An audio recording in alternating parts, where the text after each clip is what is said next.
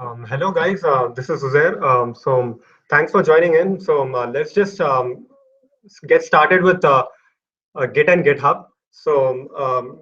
Basically, what is Git and GitHub? So Git is basically a version control system. So what it does is it helps you keep track of your files. It saves different instances of your file so that whenever you make some changes, you can get those back. Suppose if there is something like if you get messed up with something, so you can go back to your previous version of it where you've made certain changes. So you can always get back your previous version. So that's basically version control system. So it offers it a command line tool. So it was actually started by the creator of Linux operating system for his own personal use. Let me just show you how it looks. So the icon here is the Git. This is the Git bash. This is where you write all your commands so as to uh, upload your projects or clone your projects or download them or upload them or make changes and keep track of files. So I'll go through it later. And GitHub. So GitHub is an open source platform. It's basically a website. So where you can host and review your code. You can manage projects. It is easy for it helps you uh, have access to other people's projects as well as you can showcase your own projects. And it's basically an online platform. Let me just show you that. So so So this is how your profile page it generally looks like. So if you go into your homepage, so this is where your all your repositories are there. I'll tell you what repository is, and these are suppose if you're following any of the repositories, you can see the latest updates over here, and this is basically how your GitHub homepage looks like. And if you go into your profile, you'll see like there is repositories, use stars, followers, following, and these are your important, I mean, the high pinned repositories. And this here, this is a brief description about your website, organizations you work for or um, contributing to, and these are your contributions, and this is your contribution activity. So let me just come back to what GitHub is. So it helps basically Git and GitHub. It helps you keep track of your files, and it is a tool for easy collaboration. So you can collaborate easily with other people. So suppose if you're working on say some project and you have suppose web development, you want to make a website. So some of the guys will be handling the front end part, and some of the guys will be doing the back end part. So in order to integrate this, in order to integrate the entire code and keep a track of everything, who's made what changes, and you can always get back what I mean what changes they have made and what changes you have made and how it has affected the live version, the application. So this is so it is a platform to it gives you a backup. GitHub basically gives you a backup of your entire project, so you don't have to um, worry about where your projects are located in on your laptop or system. Uh, so, uh, so, so Git and GitHub is basically basically it open sources. It makes your code open source. So what I mean by open source is it the source code can be viewed by anyone. It can be shared by any number of people. Anyone can contribute to it. Anyone can take that as a scratch and further build it up. So that is basically open source code, open source I mean. And open source software, I'll give you an example like Linux is the best. Linux is the best example for open source softwares. You can actually you can go through the entire code like I mean Linux, I mean you have access to the entire so you have access to entire code. So this is the code uh, which deals with Linux operating system. So you have access to everything. So that's open source software. Other open source software tools are like if you use Atom editor, so that that is one good example of open source software. DuckDuckGo is a good example for it. It is a very good search engine. I'll show you later. So DuckDuckGo is basically, it is a very secure kind of search engine. It doesn't track your habits. So, okay, fine. What are the advantages of using Git and GitHub? So the fundamental, like in my experience, whatever I've used, so what I when I host my code, other people can see it as well, and when they read my code, they suggest me some changes. Okay, so these are the changes. You're not following these principles, or this code is buggy. This piece of code is buggy. So you can get feedback on your code as well, and also you can go through other people's projects. So when you can actually look at the production code. So how is the production code actually written? So what design principles do they follow? How does the workflow, I mean, how do they make changes? How do they contribute? So you, when you read production code, you'll get a very good understanding of how to actually write code, how to write beautiful, well, I mean, it should be readable and it should be understandable. So it helps you writing good code, which is which can be understood by anybody. So you basically become a very good you become a good developer when you share code, when you go through other people's code and all. So okay, so that's just the introduction. So let us just let me just walk you through what is GitHub and everything. So as I said you, these are the repositories. Repositories basically mean that basically mean your project. So whatever, like suppose this is these are some of the projects. So this is like a React Music Master. So it has all the files. I mean, so you can go through entire files. You can go through the code. So whatever code I've written, and every repository has a README file, which actually gives you an information or idea about what this repository is all about. So this is something I've done. So this is a Markdown file. I'll also go through what is Markdown and all. So if you go through any repository, suppose let us just say we'll go to MLPack. There is an organization framework called MLPack. So it gives you so the README file gives you everything about like what is, how do we contribute to it, like how what are the dependencies, how to bug report, what's the further documentation. So you get like lots of how to clone it, how to download, how to contribute. So every file has a README file, and you also have contributing file we don't see over here. So basically so how do you contribute, what design principles you need to follow. So that's so okay, so this is the issues column.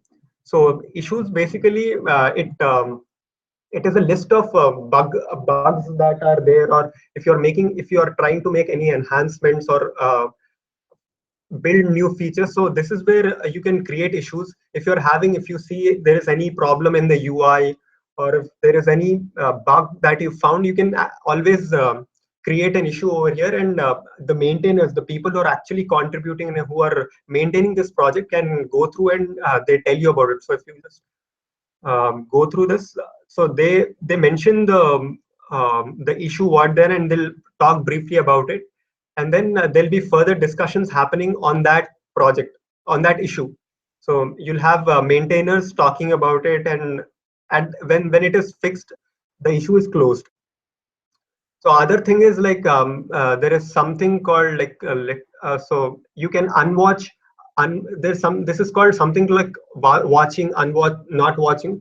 So you can keep a track of what updates are happening. So when you watch it, you see this. You see the history of like what are the latest. You get notifications about the repository, and that is issues. So you basically include enhancements and all. Stars is something like it is something like bookmarks, or maybe you can say likes in Facebook. So if you like some project or something and you want to go back, or uh, have a um, have a note of it, so you can always star, I mean, you can just go here and star it. Okay, coming to fork. So fork is basically it. So suppose there is some project like ML pack, or let me just say you there is one. I have my friend Somesh Thakur. He's my classmate. So he has built a simulator kind of thing which converts assembly language to hexadecimal. So this is where, I mean, this is his project. So if suppose if I want to contribute to this project, if I want to build new features into it, so what I can do is this is the basic the normal step. So you first fork it. So this is, so it makes a copy of your project. So this is where it is happening. So it clones, it makes a uh, I mean it so yeah, if you see here, it has made a copy of that repository, and now it is listed under your repository list. So this is what forking means. So if you want to contribute, you first need to fork it, then you have to clone it. Clone means you need to this project is now on GitHub in your repository. So now what cloning means is, like, you download this repository onto your local desktop. So this is how you clone it. So I'll walk you through cloning. So okay, let's just clone some project. So I have this Git demo. So let us just so I have this URL which is which will help me. It acts like a reference where I can it acts like a reference so as to download the repository. So I'll just copy it, and let me say I want to I'll open the Git bash over here, and I'll clone the project. Git clone. So this is the command, git clone, and then you paste the URL. So now if I press enter, it clones the repository, and you can see over here. Where is it? Yeah, over here we got the this is where we got the repository on our local desktop. So now if we want to contribute to it, you can just go ahead and contribute something. Like, suppose if I want to say create this go through this readme file. Okay. Okay, so this is the markdown file. So it basically it gives you a brief overview of everything, like all what is commit, what is issues, what is a branch. So I'll get to that. So what's a pull request and what is remote, and it lists down. So if you want to, suppose if you like to contribute to this project, you can make changes. So let us just contribute. Let us just add some link. So this is how you markdown tricks. Suppose markdown tricks. So let me just get uh, so markdown cheat sheet.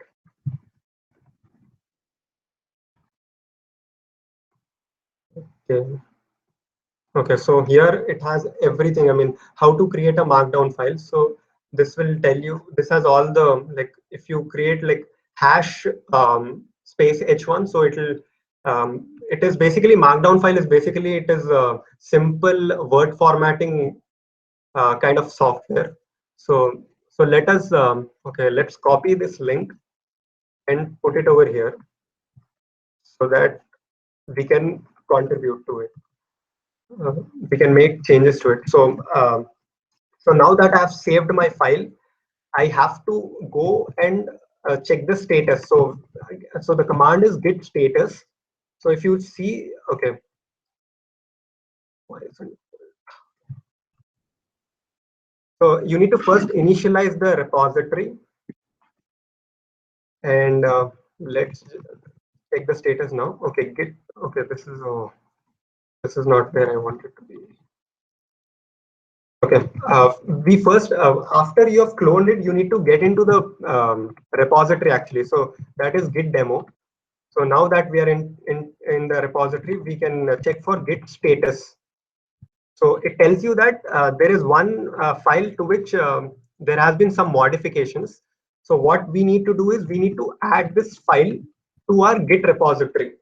So how you do that is you can say git add readme but MD file, or else you can what you can do is, suppose if there are like 2 3 numerous files, you can just say git add dot, so it will add all these um, um, updated files to the git repository. So git add. So now if you check the status, you say yeah, it has been added to the git repository. So now we need to write a commit.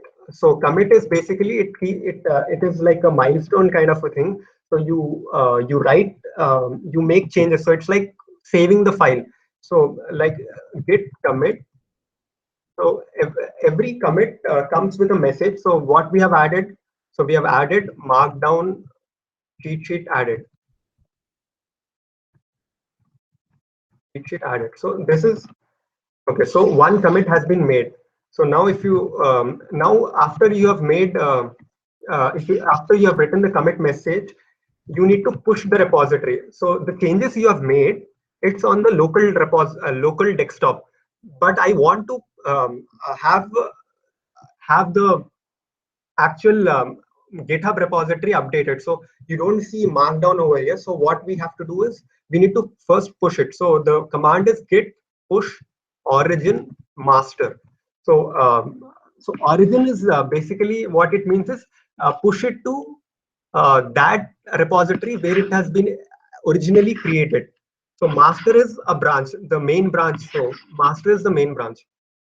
So when you git push, when you push it, so the changes happens. So okay, so the push is done. So when we refresh this page, you will see a new link over here. So this is where we have added some markdown tricks. So this is how it gets updated. So this is how you make changes. You clone the repository to which you want to make changes. You change the thing, change the files you want to change, and then you add the files to the git repository, and then you write a commit message, and then you push it to the GitHub website. So this is how it basically works. So we are done with yeah, we are done with this create new repository file. So okay, let's just go into this. Yeah. Okay. So we are done with this as well. So okay, I didn't talk about pull request and what is branches. So the thing is, a branch basically means so the original repository has branch called master. So if you suppose if you want to build, suppose if you want to add maybe an extra feature, and but uh, you don't want to push it just now. I mean, when it is I mean built completely, you want to push it to master branch. So you can what you can do is um, create a branch out of it. So so what it does is like we'll say add add few tutorials. So now it has created a branch called add tutorials. Now so now what you can do, you can make few changes and then push it to master branch. You can merge it with master branch. So what it does is like when you're building application, you want to so the lot is happening at a time. So a lot of contributors are working together. So and you want to build a new feature, and but you don't want to disturb the live version of it. So what you do is you first create a branch. You so a branch basically it will help you create the exact I mean it'll clone the not clone, but it will make an exact copy of your existing master branch, and then you can make changes, and then you can merge it with master branch, which will add the new features to the live version. So this is how branches work. Okay, coming to pull request. So pull request we generally use when we are contributing to some other people's projects. So suppose if I'm contributing to say Linux operating system. So what I do is I first fork the project. Let me just, I fork this project, right? Somesh Thakur's project. So let me see that. Yeah. So this is here. So suppose I want to contribute to this project. So first I fork it, and then I have to clone it. So let us just, so I'll just tell you in brief. So you have to clone it, and then you make changes and you push it to your original repository. So this is your original repository, and this is the actual repository where the from where it has been forked. So when you have made the changes, what you do is you create pull requests. So when you go into their uh, in the original repository, and you say pull request, and what pull requests basically means is you're telling the maintainer that um, add the features I have built or the changes I have made. Please recognize those changes, and also add those changes to the original repository.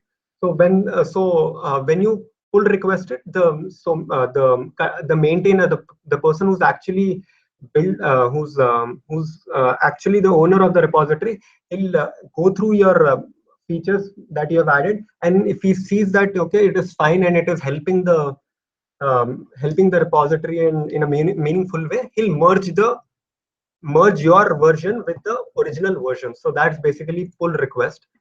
So let's just go ahead and create a repository. So this is how you go create new repository. Okay, let's just give a name, uh, markdown assignment. Okay. Assignment. So you can give a description.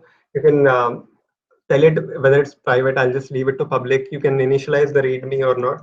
So I've created the markdown assignment repository is created. Now I need to make changes to it, to add files. I first need to clone it. So this is where, so it tells you everything, like how do you go about making changes to this repository. So what you need to do is first you need to get this URL. So this is the reference. So now what I'll do is I'll go into my folder. Um, I'll say git. I'll create a folder. So mkdir, suppose markdown folder. So cd markdown. So if you check, there is no files in it. So first we need to initialize it. We have to initialize it as a Git repository. So the command is git init. So now the uh, repository is a Git repository. Now let's create a file atom. So I'm using atom editor. So atom readme file, readme.md. Okay. So it okay this okay. So it has opened readme file. So let us just add few things over here. So let us say let's add a heading. So this is heading 1, and this is heading 2. This is heading 3. Okay, fine. Okay, and I want to say, let us say I want to add few bullets as well. So this is bullet 1, bullet, and I want to have bullets under bullets, whatever it says. So this is bullet.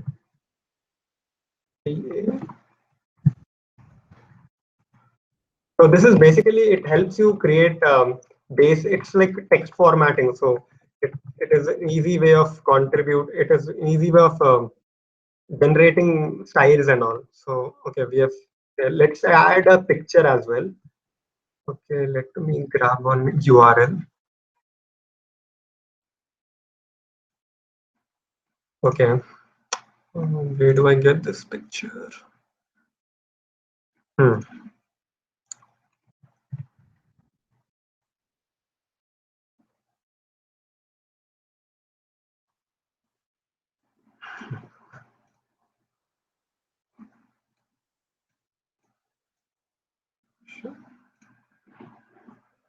Okay, let me just grab one image.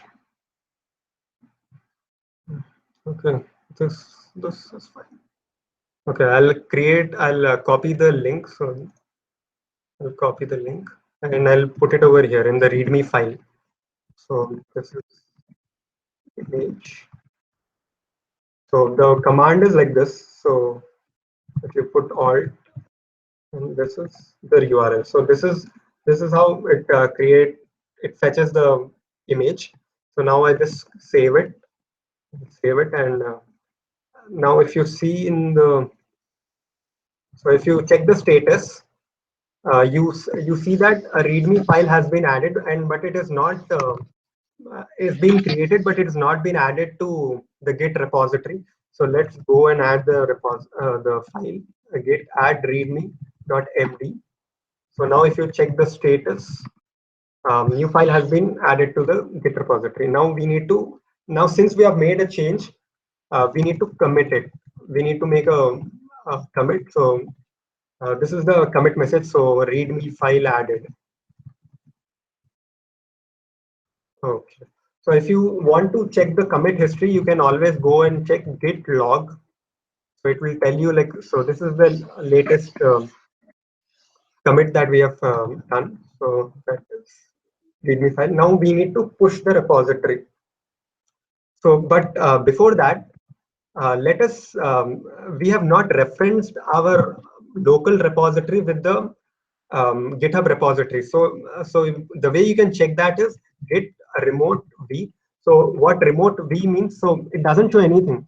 So that means it has not been linked to any Git repository, not GitHub repository. So remote basically means it is a reference um, to a repository which is on GitHub. So let us add the URL. So git remote add origin. And now you need to paste the link of it. So yeah, this is the link. I'll just go ahead. Okay. Okay. So now we are adding the remote to it. Okay. Now if you check remote v, it will show you the origin and everything. So now you can go ahead and push your changes to GitHub repository. So git push origin master. Okay. The changes have been made. Now if you refresh the page, you will see this readme file. So this is heading. So this is the changes we had made. So we had created heading 1, heading 2, heading 3, bullet 1, bullet 2, and then there are bullets under bullet. And this is the image. So it's a screenshot of some mobile. So this is how you create a markdown file. So you can go ahead and have listed down the, this is how, I mean, you can just go and see like how to create this markdown text and all. So how to create list, how to create unordered list, links, images, etc., tables as well. So if you want to suppose let's make a few more changes to it. Suppose if I want to add some code maybe. So what you can do is you can put it in this in between these tags. So this is basically, if you see on screen, yeah. Okay, so this is the key actually which you need to press. So this is where, like, suppose let's just write some program.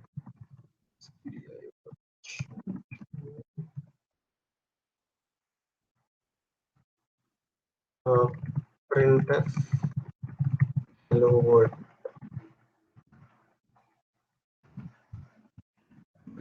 0. So this is so we have added some piece of code. So you need to not embed. You need to put this in between these blocks in this quotes. So let us just let's save it, and now we need to. Now if you see here, if you check the status, it tells you that it has been modified. So now we need to add the file git add. You can just go ahead and type dot, since there is only one file, git add dot git commit some code added. commit has been made. Now you can just go ahead and push the code to the original repository, to the repository which is on GitHub. So git push origin master. Okay, now if we just go back and see over there, this is the toughest part. Okay.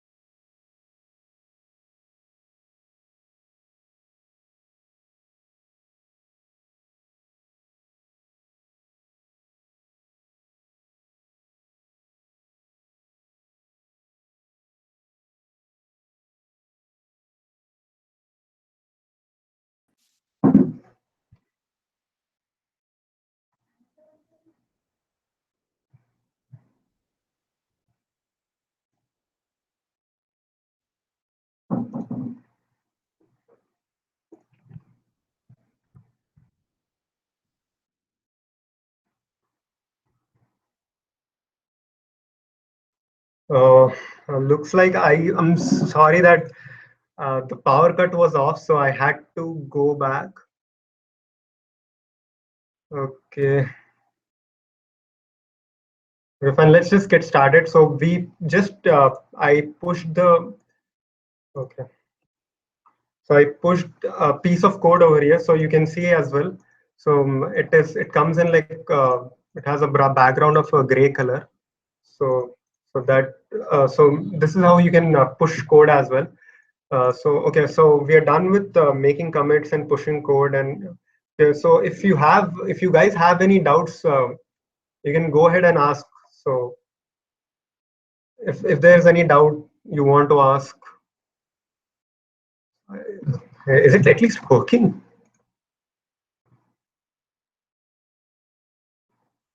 Okay.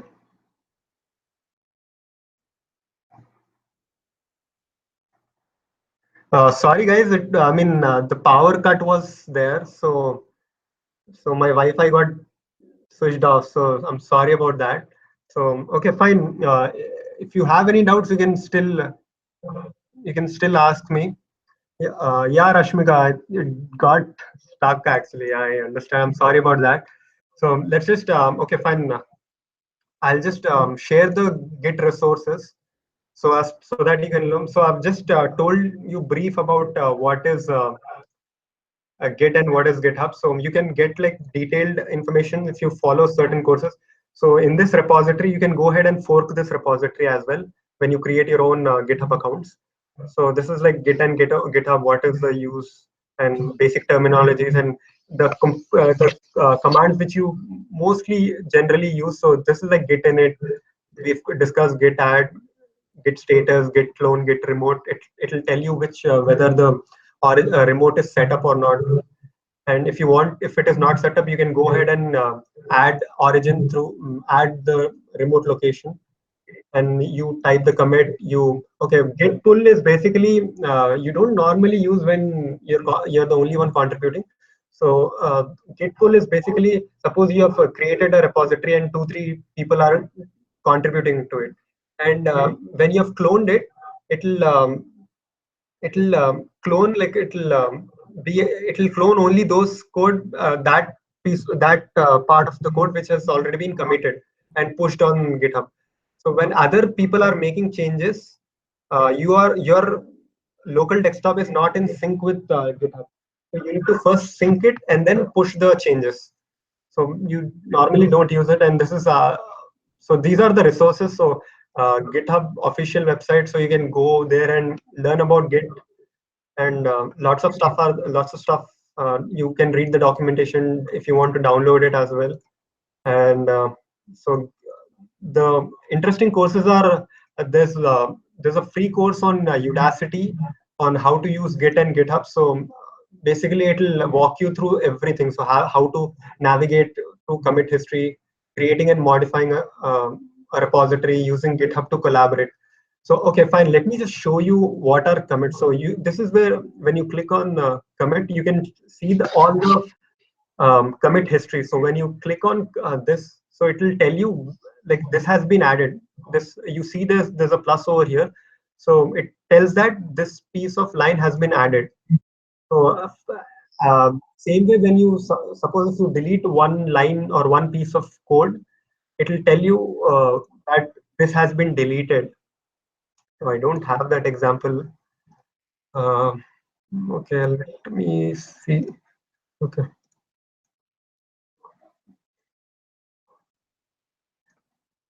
Okay, so I think over here you'll see. Okay, so I've removed all these padding left, vertical align, padding top, and padding bottom, and I've replaced them with padding and vertical align. So this is how you can keep track of your changes. So whenever you commit, you know what you have committed, what you've added, and what you've removed. So this is basically the pink part is the one we have removed, and the green part is which you have modified and added to the code. So yeah, this is it, and you can actually go through. This is a very interesting course. You can go through this course as well, and the other few courses are. Uh,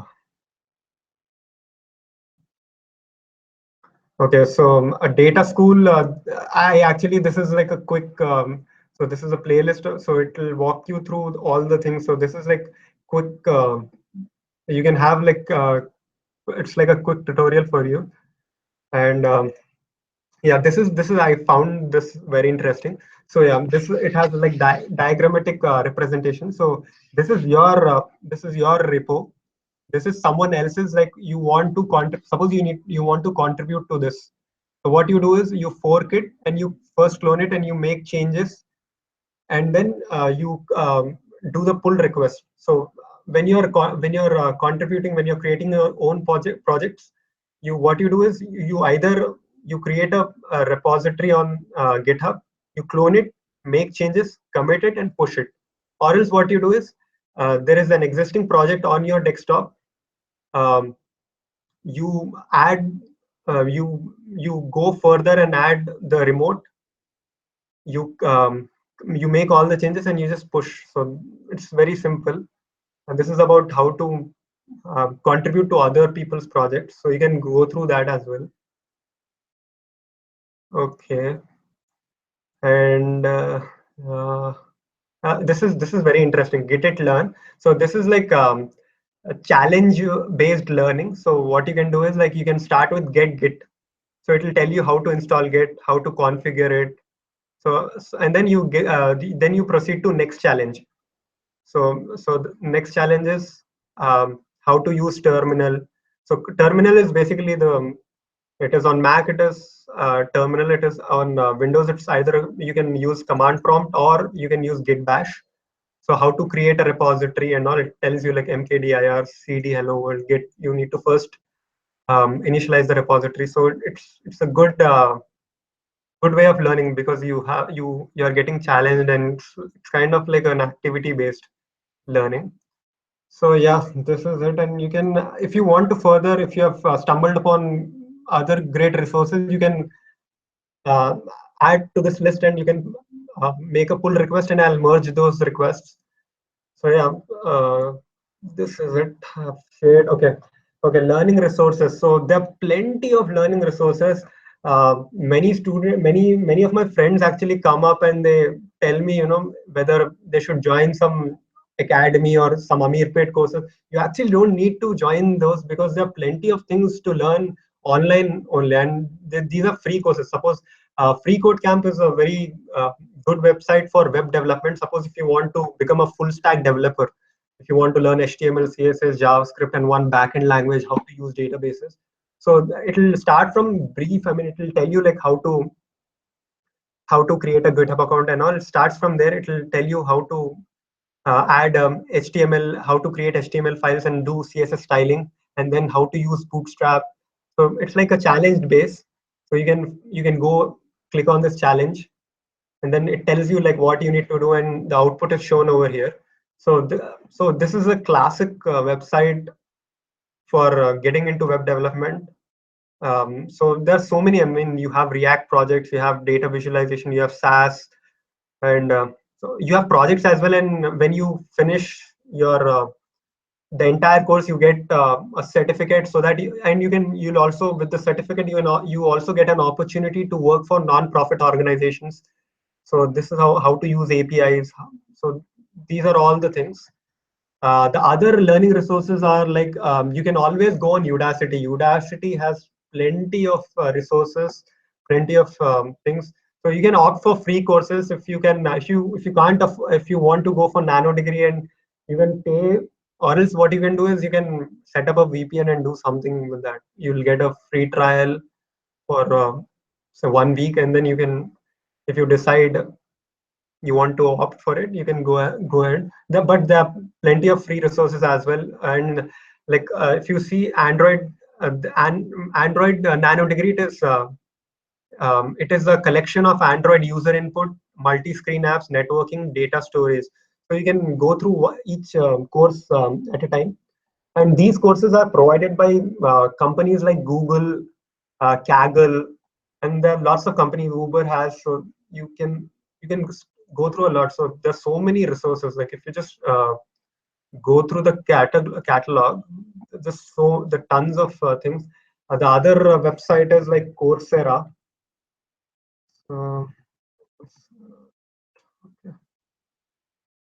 Coursera has like the first course I did was machine learning course, which is the best course for getting into machine learning. So it is provided by Stanford University. Yeah, this is the course. So you can also, it is taught by Andrew Ng, and this is a very good course, and it will teach you about underlying concepts of these algorithms. And if you want to get into web development, if you want to learn Python, if you want to learn a database language, everything. If even if you want to learn, this is algorithms, and there is one course provided by I think Stanford or Harvard, which is quite good actually. So this is Coursera is another. EDX is something. EDX is also very good. So the most popular course in this is CS50. So CS50 course is by Harvard University. So it will walk you through everything that is there in computer science. So you'll get like a very good overview of everything that's there in CS50. Let's just see what is there. Okay, I don't want audit this. I don't want a certificate. Okay, where do I go? Huh? My courses. Huh? Ah, where is my course? This, yeah, this is the one, yeah, Harvard CS50. So, so it like there's so, I mean, you can go through the course content. It is really good. I mean, I went through a couple of weeks lectures, and they're quite interesting, and not the way it is being taught in our college or in general sense. So it is quite interesting. It'll start from and there's so many. It'll teach you about networking. It'll teach you about programming, web development, machine learning, artificial intelligence. Almost everything is covered actually. So this is quite good. Okay, is there anything that you would like me to tell about, or if you have any doubt, do you want anything? Do you want me to repeat something? With the There are posting the questions over here, I guess. Okay, CS50 channels there on YouTube. Yeah, it's there, I guess. Yeah, you can have it. Yeah. So, okay, okay, we have created this online community on Gitter. So basically, the reason why I've created this community was I felt there is a gap between there is no bridge between first years and second years, third years, and fourth years. So we're not working together. We're not building stuff. We're not solving any problems. So I thought, let us just create a platform where all the people, all enthusiastic programmers can come on one platform and can build and collaborate and work and discuss about technology. So the way I look at it as like I'm into machine learning and React stuff and all. So I would like to explore other technologies as well, but I don't really get time. So when you share articles over here, I get to learn, and I get to learn a lot actually. So this is how we can share our knowledge, and we can share our resources. We can have discussions about. So I thought, maybe so this is really cool actually. This cadency courses. So over here there is one. It has like mix of art, and this is like creative applications of deep learning with TensorFlow. TensorFlow is a machine learning library, deep learning library, open sourced by Google. So this is a really cool. Really good course. I want to do. I'm not getting time, so I'll obviously do that. We can also collaborate if your people are willing to do competitive programming, hacker ranks, Podge. You, you can share code. You can do lots of stuff. So it's basically you get to learn a lot, and I believe that you are the average of 5 people you surround with. So when you surround with quality people, you get you get a lot done, you learn a lot. Yeah, that's about it. Resources, if you can actually go through a lot of resources. And let me just share you some open source tools. Uh, so best Atom is a very good. It's open source, and it is like okay, it says hackable, the hackable text editor of the 21st century. So it gives you a very good UI, and you have a lot of packages in it, so you can do lots of stuff with that. So this is basically Atom. So you can as well go and change the stuff, and also you can just inspect elements. Suppose if I want to say I want to make changes to this, I want to increase the size of it. So I'm not sure whether you're able to see that. You can go through and you can make changes to it as well. You can add your own plugins. You can contribute to it. So so that is one. Atom is a very good text editor. Sublime Text is another. DuckDuckGo. DuckDuckGo is a open source, open source, and it's a very secure way of doing search queries. So it doesn't keep track, as it says, the search engine that doesn't keep track, that doesn't track you. So whatever changes you make, I'll give you an example why you should be using this kind of search engine. Suppose I want to know about machine learning. So I go and type on Google that machine learning, and I get uh, so so I get lot of most of my information. Like suppose because I spend most of my time on Coursera or KD Nuggets, it'll learn it'll learn those habits, and it'll give me only those links which I've previously visited. So in the case of DuckDuckGo, you get new opinions. So when you go and when you go and do a search query, you get a lot of stuff. So basically, I don't. So you get from MIT OpenCourseWare, you get from Microsoft, you get, so there's a lot. I mean, it doesn't keep track of you.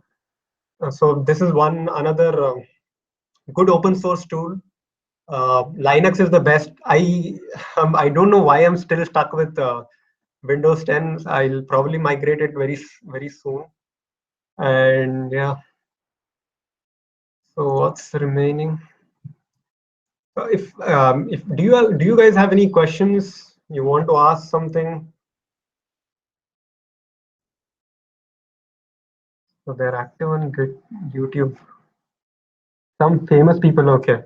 Okay, some famous people, okay. Okay, it depends on what technology you're dealing with. So, for instance, suppose if I'm in machine learning, so I'll follow Andrej Karpathy. Andrej Karpathy, okay, where is he? Okay, Andrej Karpathy, he does machine learning. The he does a lot of stuff. I mean, he does this in JavaScript as well. So Andrej Karpathy is one person you should follow in machine learning. If you're doing React, if you're into web development stuff, Pete Hunt is the guy you should be following. So when you read their piece of code, you understand, you get to know a lot actually. So let me just okay. The best way to actually know follow these people is on Twitter. So almost every freaking researcher, the developer in general is there on. So if you say Andrew NG, so Andrew NG is on Twitter, so he's very active on Twitter, so you can follow. So he shares, you get to know like lot of things. So what I mean, he's shared an article what AI can do and cannot do for you today. My Harvard Business Review piece on AI affects your organization. So they share a lot of stuff, and you get to learn a lot actually. Just scrolling through Twitter, Andrew NG is and you have uh, Jan LeCun. So yeah, he's another guy who is into machine learning. So you can go through his stuff as well. Yeah, Ian Goodfellow. Ian Goodfellow is also into machine learning and stuff. Okay, some other guys I follow, like you can follow Java one, is pretty cool. Yeah, Java one conferences and all. So you get like you get to know about a lot of stuff. So um, yeah, so much. There's a lot to learn actually. Still. So this is one way we can learn a lot through Twitter. I don't basically follow celebrities like so. I keep it only to people whom I want to follow. So these are the people whom I follow. So DuckDuckGo, React, Andrew. Steve Blank is a very famous entrepreneur. He has written he gives lectures on startups. Eric Rice is the author of the Lean Startup. Webboss. Paul Graham is a very interesting guy. I think this book he's written Hackers and Painters. It's a very interesting read. So he's also active on Twitter. Uh, if you follow Node.js, React.js news, you get to know um, like very Tyler McGuinness is into React and all. Let me. If you want to know about like latest meetups, you can always go to meetup.com. So you'll know which meetups are going on in Hyderabad. So this is one meetup which is on 10 June, I suppose, by Hyderabad Machine Learning Introduction to OpenCV Computer Vision. So there are so many technology meetups happening, and you can just go RSVP and then you can attend. So so it's free of cost. Most of these meetups are free of cost, and you get to meet industry people. You get to visit like a lot of cool places as well. So that is one thing. Hackers and painters. Okay, which Linux operating system do you use? I don't presently. I'm not using any open source operating system. You can. I want to shift to Linux operating system very soon. I don't know why I haven't migrated to that. Okay. Are there any things? Are there any things that you want me to revisit? Did you understand everything? Uh, so on Gitter as well, you can. Where is it? Okay. Other places where you can follow, you can get the latest news is Hacker News. Hacker News is very cool. So you get if you follow them on Twitter, it will be good. So this is so you get like lot latest news, and you get lot of I mean you'll have discussions about it as well. So you'll get a lot of. Don't follow TechCrunch. I'm not so sure about that. Hacker News is another thing. Reddit is one another. Reddit, you get a lot of news from Reddit as well. Technology news. Uh, so you basically have threads, and like whatever you'll have a lot of discussions, a lot of quality people actually giving their opinions on Reddit. So that is one good resource. I also mostly active on Medium. I read like a lot of technology articles, a lot of book review kind of articles.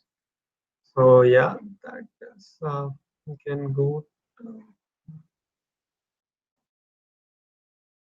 So I have like very big bookmark list. So it just keeps adding and adding. So you can go ahead and like very cool articles. I like the user interface. That's the reason I follow Medium. So yeah, like a lot of quality developers are on. So for instance, he is from Google. So he worked for Google, formerly worked for Google. So there are many people who are writing blogs and all, and you can learn from these as well. Another few resources. Um, you can come on Hacker Earth. You have like a lot of hackathons going on on Hacker Earth. Spoj is very good for competitive programming. Yeah, I want to tell you about Google Summer of Code. So Google Summer of Code is basically it is conducted every year in in the month of like April to August, I think. So what you do is a lot of open source organizations. they collaborate with Google Summer of Code, and so you'll get. So what you have to do is you have to. So every organization has some set of features or some set of issues they want to solve. So what you need to do is, as a student, you can only participate as a student. What you need to do is you need to select an organization and select a feature that you want to work, and then you have to give like 2 months time to this, and then you create features and you build projects and all. I mean, I really want to do this, and you can go through their like what this organization is about. What and these are the people who are working on different projects. So Vinay Singh is working on automatic blank handling. Mono is working on improvements to the Apertium web interface. So you can go ahead and you can create your, I mean, not create your own, you can create your own issues. You can select their issue, write a proposal, and submit it to the organization, and then they'll review how you have in the proposal. You need to write like how are you gonna solve that issue, what how much time are you able to uh, how much are you willing to contribute. And yeah, okay, so that is how once you get selected, you'll have like 2 months of coding period where, and you'll be paid like close to 3 lakhs, I think, in rupee currency. So it's an awesome journey, and you'll get to you have to understand the entire code base and everything. So yeah. Okay, Abdul Malik is asking what type of contributions have you made to other people repositories on GitHub? So I've not made any like the one contribution I've made is not kind of contribution. So like contribution, like I'm doing month of code conducted by Free Code Camp, so Hyderabad. So I'm contributing to React Native repository over there. Wakatime is a very interesting plugin which can be installed in Atom as well. So it will keep track of all your how much code you have done. So I had created this Wakatime plugin for Jupyter Notebook. So Jupyter Notebook is really cool for like Python programming. I'll just show you what Jupyter Notebook, and then I'll tell you what is Waka time. So it'll keep Waka time is basically it'll keep track of your time, how much you have, which language you have coded in. So this is how Jupyter Notebook looks like. So you can execute a chunk of code actually, and you can see results. Let me just do that. Let's create one Jupyter Notebook. Where is it? Yeah. Okay. I'll open the command prompt Jupyter Notebook. Jupyter Notebook. Okay, it's taking time. Okay, meanwhile, okay, Waka time, I'll just show you what is Waka time. I'm not active on Waka time. I didn't update the software. So yeah, that's why it is showing empty. So normally how it looks like this. Let me show.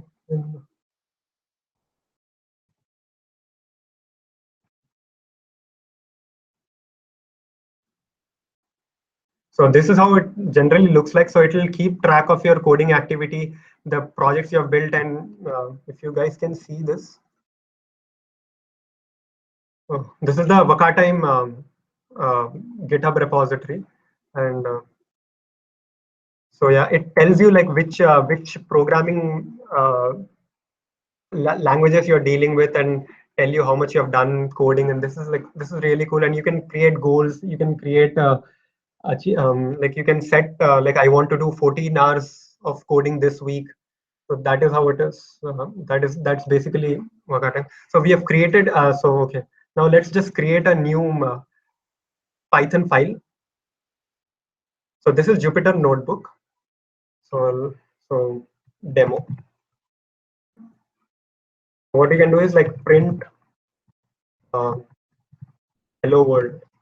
So you can uh, see the output here as only. I mean, you don't need to compile it, or I mean, it's Python. You don't need compile anyway. So you don't need to write, you don't need to execute the entire code. So what I can do is I can do print 2 plus 5, 2 plus 3, 2 plus 3. I can do a lot of stuff. So you can, I mean, you can write in a bunch of, you can execute bunch of code, and it'll obviously it'll also give you good good visualizations as well. I'll just show you the visualizations. So it'll be there in the, it can actually, you can add text to it, you can do lots of stuff. So it'll show you like a lot of cool um, visualizations as well. Mm,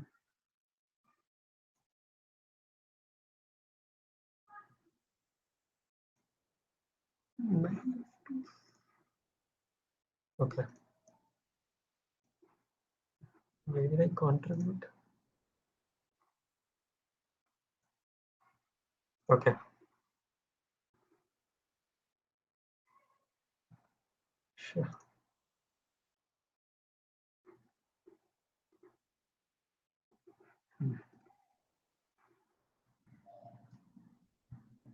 Okay, this is like I was doing this Udacity project and they asked me to do some assignment. So it gives you like really cool visualizations, how your error is. Like you do a lot of statistic stuff over here. So it will give you a nice overview, like how it is making partitions and all, depending on SVM algorithm, but naive Bayes algorithm. This is k nearest neighbors algorithm. So Jupyter Notebook is quite cool in that sense. So yeah, okay. Yeah. Should I end it now, or do you want to speak? Do you want to discuss anything? Uh, okay, let's just stop it over here. Okay, difference between wiki and readme. Wiki. Let's just Google it. What is wiki? Even I don't know. The wiki is Wikipedia. Maybe you're talking about wiki file. Okay, I have no clue. Wiki. I mean, README file is like it's Markdown file is basically it will give you like it's like a basic uh, text editor kind of thing.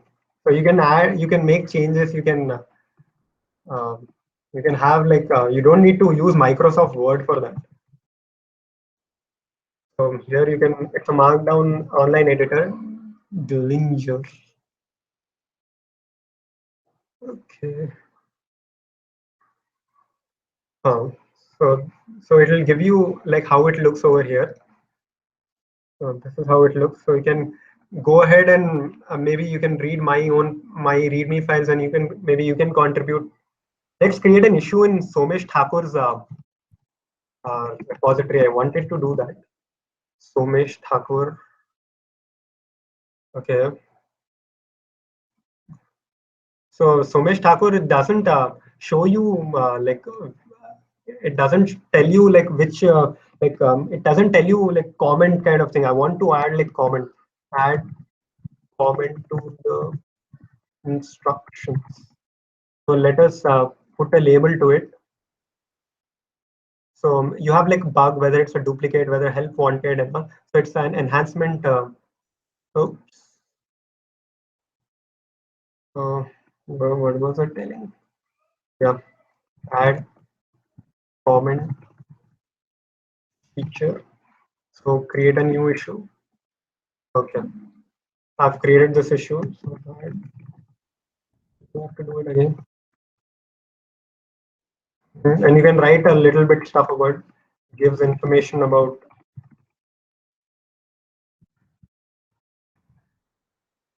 instruction that is being executed.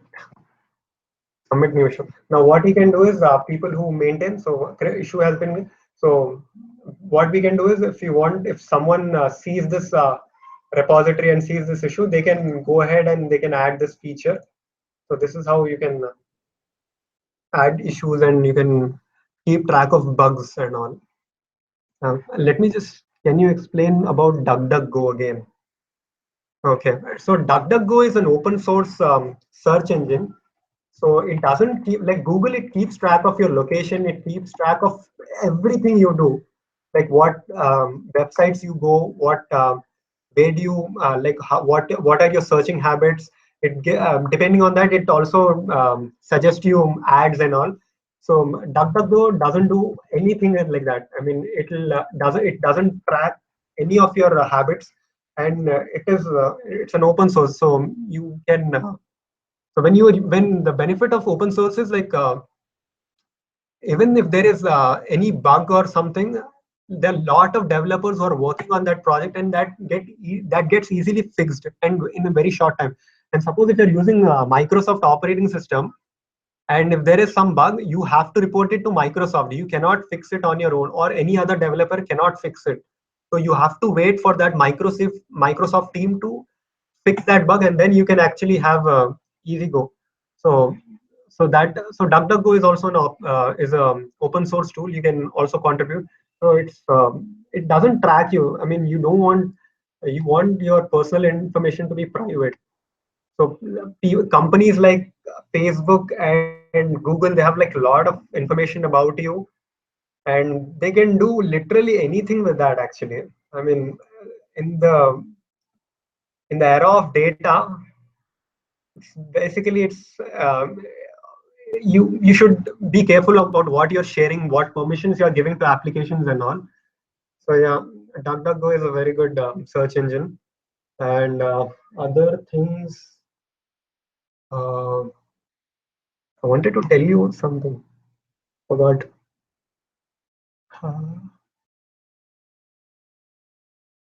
Uh, yeah, there is this Tor browser as well, I think. Yeah, Tor browser. It is even this is it's a very secure way of it's a secure browser. It doesn't consume a lot of your battery actually. So it is on Microsoft. It's supported in Linux. It's supported on Mac. So in so many languages also. This is something. So you can go ahead and use this browser as well. I got to know about it yesterday only. So yeah, even I haven't used it. Yeah, let me go there. It's been well over 1 hour, I guess. Okay. Is there anything that you want me to tell? Something? So one of the things that I'm disappointed is like not many people are actually coming on Gitter and actually sharing or telling about stuff that you're learning. So I actually encourage everyone actually to come share what you're learning and discuss. Suppose if I don't know something and you may be knowing that. So that's how we can share our knowledge. So come on, Gitter. I mean, you can come on for like 20 minutes every day. And I don't tell you, spend entire month just scrolling on Gitter platform. So I mean, I've shared like a lot of resources. It's like one man army. So get started with open source, visualizing garbage collection algorithms. Bogella is a very good tutorial website. So this is he's the guy Linus. He's the one who created. So Git was a personal his own personal project. Linux was his personal project. So it was because of him that Git and GitHub is there, and there's this version control system. So this is a really good video. So you should definitely check this out. I've shared like a lot of resources. You can share your code. These are the coupons we shared. Yeah, dissecting WhatsApp. So this is a really cool Medium article on how to create user interfaces using React Native and Flexbox. So it will start from the scratch and it will build completely. So yeah, I also encourage you people to go through other people's code, read official documentation and all. So that will actually give you a lot like good practices how to write code. Okay, every single machine learning course. This is interesting. Java 8 versus Java 9. I don't remember. Huh. So basically, now in Java 8, what you need to do is like if you have created a map, tree map or something like that, or hash map in this case. So you need to put like a dot put a comma one dot put b comma one dot. So in Java 9, what you can do is you can directly go ahead and write one line of sentence a1 b2 c3. So this is one of the optimized modular, and it's now Java 9. I think it's modular. You can download it has modularity in its packages. You don't need to download all the packages. So you just use those you can download only those packages you use. Yeah, this is also very nice. So yeah, that's it. uh, I think I'm done. So yeah, keep learning, keep sharing stuff, and we'll also, if you have your own ways of learning stuff, you can share that as well, and we can collaborate, we can build projects together. And also, if you want to do something like this, if you want to do a live session, or maybe when the college starts, we can do events under Dream Club. Actually, Dream Club is a student driven club in computer science. So we do a lot of technology kind of sessions, technology subject sessions, coding and all. So we can do there as well. So if you want to share, and if you want to do something similar to this, we can conduct, and we can also create a few. If you guys are active, actually we can create dedicated chat rooms. As of now, we have only lobby and notifications. So many people are not on notifications, so over here we share all the upcoming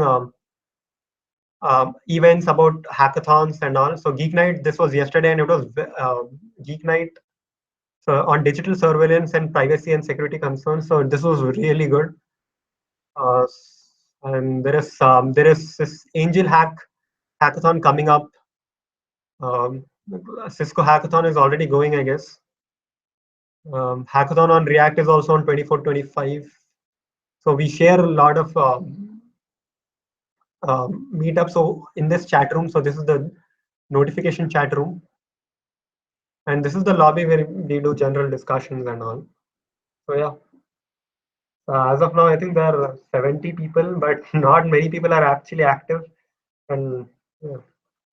So it'll be good if everyone shares what they are interested, what they're learning. And you can, if someone is someone like you, suppose you are working on web development, and other person is also working on web development, you both can collaborate. You can share your resources. You can help each other. So that's the way you can choose it anyway. You can use it anyway, actually. So yeah, that's it for me. So I'll just stop the broadcast now.